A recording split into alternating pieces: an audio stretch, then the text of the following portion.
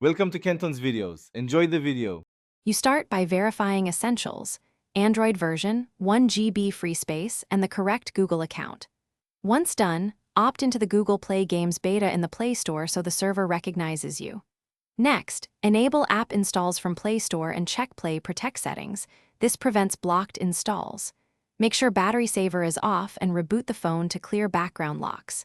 These steps unlock permissions and sync. Once they're complete, you're ready for targeted troubleshooting and the next, deeper fixes. You now handle the tricky middle steps. Clear cache and storage for Google Play Store, Play Services, and Play Games, then force stop them to remove corrupted state. After that, uninstall Play Games updates or opt out of the beta to reset binaries. Reinstall from the Play Store so a fresh APK downloads. If that fails, enable USB debugging, capture the package installer log, and look for error codes like install failed version downgrade. These actions reveal root causes and let you choose downgrade.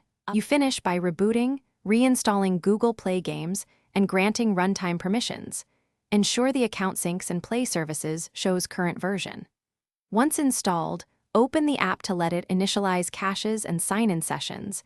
Verify sign-in success. If the Play Store install still fails, sideload a matching APK with a db install R while monitoring logs for conflicts. One key troubleshooting tip: always check Play Services and Play Games version compatibility before forcing installs. Mismatched versions.